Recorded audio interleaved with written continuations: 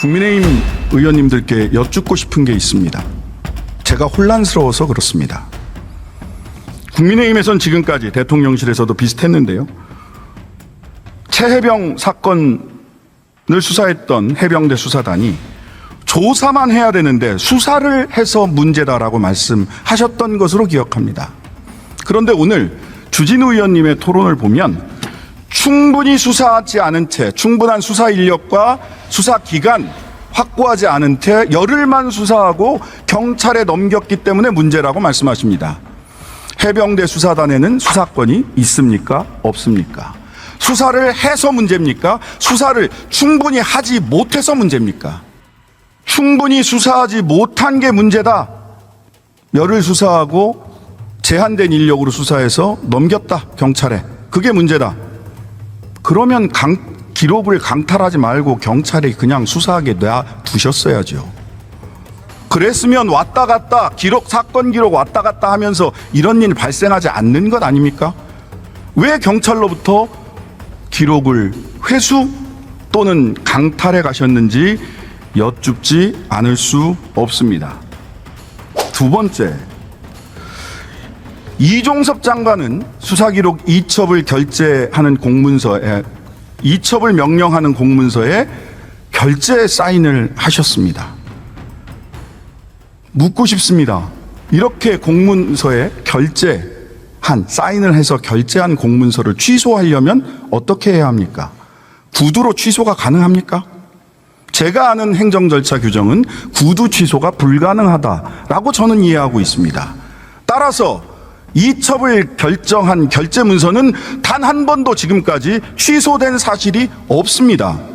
있습니까? 없습니다.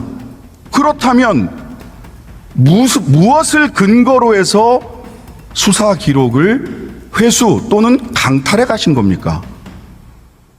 누가 이종섭 장관의 명령을 따른 것이고 누가 이종섭 장관의 명령을 따르지 않은 것입니까?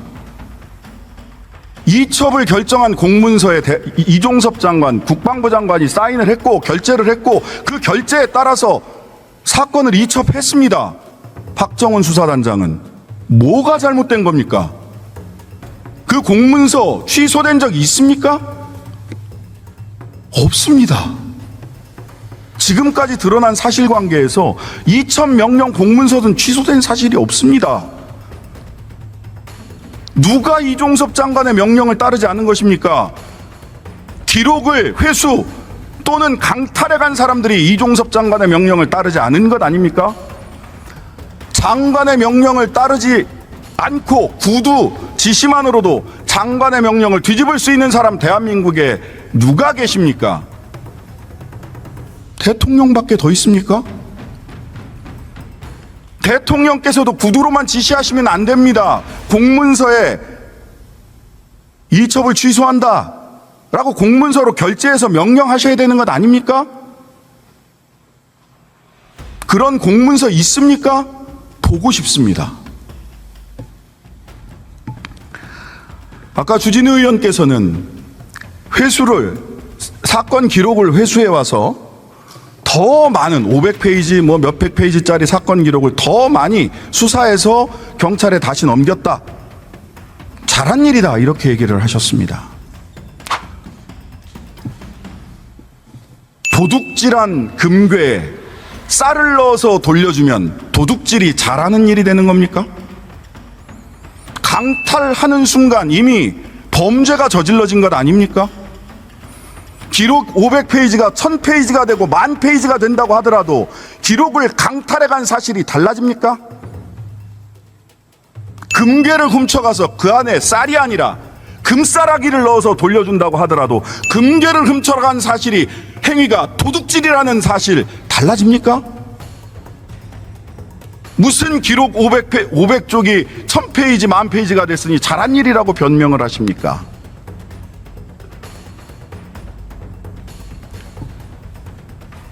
수사 열흘 만에 이첩한 것, 그 인력으로 열흘 수사하고 8명을 혐의자로 적시해서 이첩한 것, 잘못된 수사다 또는 잘못된 조사다라고 말씀하셨습니다.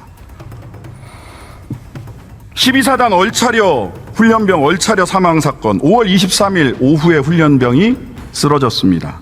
그리고 이틀 뒤 오후에 사망했습니다.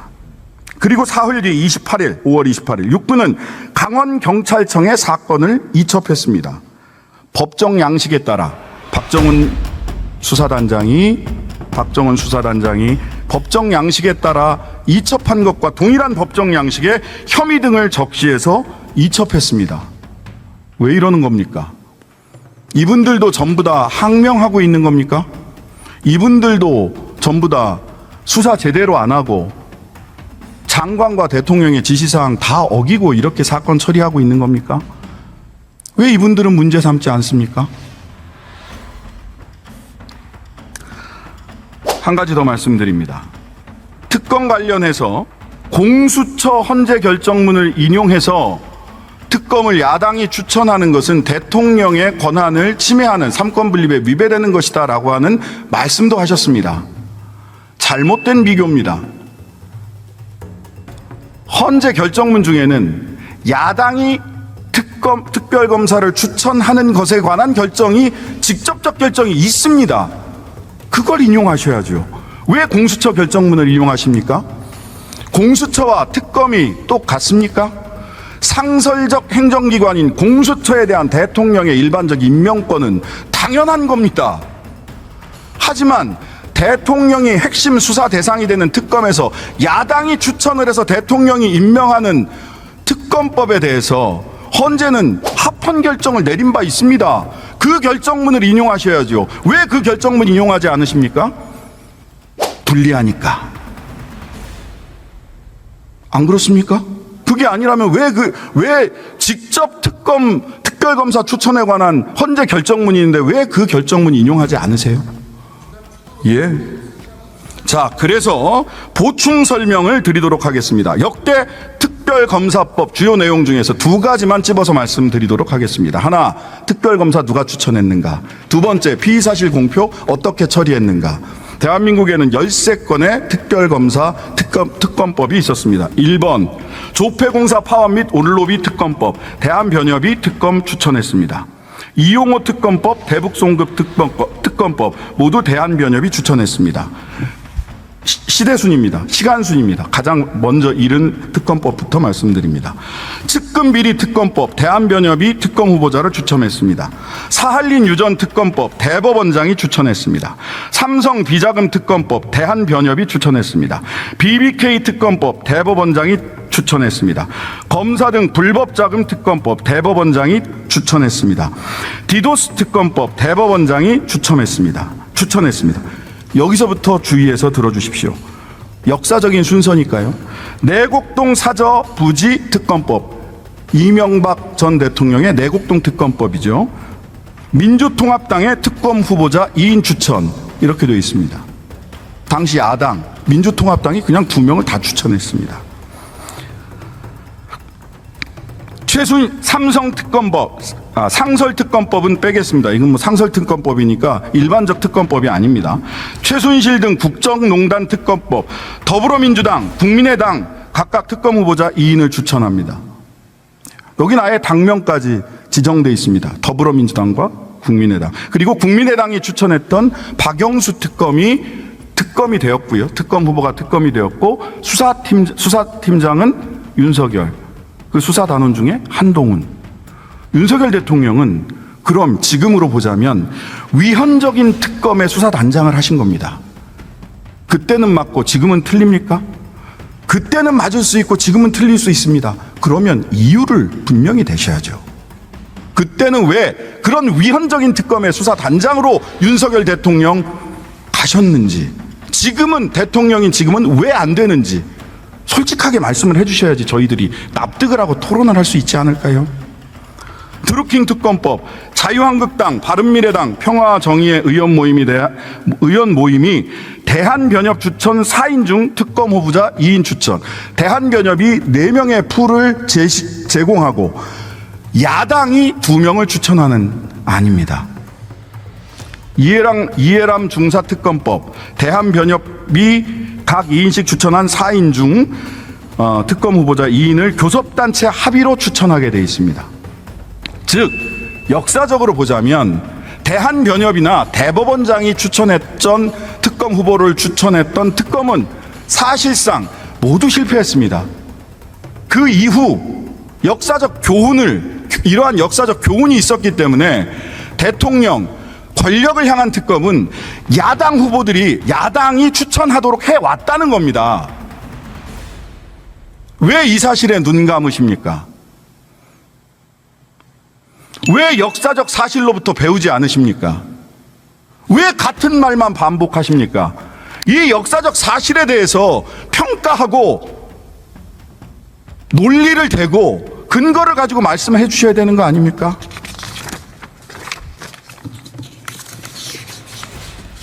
피의사실 공표 관련돼서 말씀드리겠습니다. 첫 번째, 대한민국 형법은 피의사실 공표죄가 형법이 최초로 제정된 때부터 지금까지 존재합니다.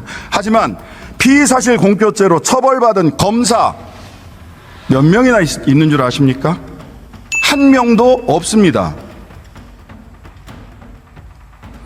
그런 분이 피의사실 공표, 그 검사 출신이신 분들이, 지금의 또 검사들이 피의사실 공표를 이야기하는 것 자체가 저는 넌센스고 코미디고 내로남불이라고 생각합니다. 각 특검에서 피의사실에 대한 각 특검에서 언론 브리핑 어떻게 처리했는지 살펴보도록 하겠습니다. 박근혜 정부의 최순실 등 민간인에 의한 국정농단 의혹 사건 규명을 위한 특별검사의 임명 등에 관한 법률 제12조 사건의 대국민 보고, 국민의 알 권리 보장을 위하여 피의사실 외의 수사 과정에 대하여 언론 브리핑을 실시할 수 있다. 드루킹 특검 피의사실 외의 수사 과정에 관한 언론 브리핑을 실시할 수 있다. 이해람 중사 사건 국민의 알 권리 보장을 위하여 피의사실 외의 수사 과정에 대하여 언론 브리핑을 실시할 수 있다. 이용호 주가 조작 횡령 사건 특검 특별검사는 수사 완료 전에 1회 같은 조문이 있고요. 거기에 덧붙여서 특별검사는 수사 완료 전에 1회에 한하여 중간 수사 결과를 발표할 수 있다. 심지어 중간 수사 결과를 발표할 수 있는 조항까지 포함되어 있습니다. 한국철도 등의 사할린 유전개발 참여 관련 의혹 사건 진상규명을 위한 특별검사법, 여기도 특별검사는 수사 완료 전에 1회에 한하여 중간 수사 결과를 발표할 수 있다라고 규정되어 있습니다.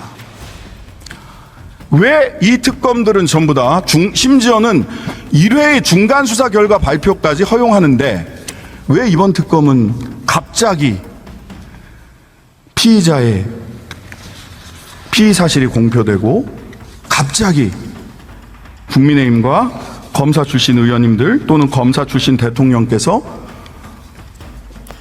피의자의 인권에 이렇게 예민하고 민감하게 구시는지 이해하기 어렵지만 환영합니다. 다만 그것이 권력자들의 인권, 권력자들의 피의 사실 공표에 대한 금지가 되지는 않아야 한다라고 저는 생각합니다. 법은 만인에게 평등해야 되는 거 아닙니까?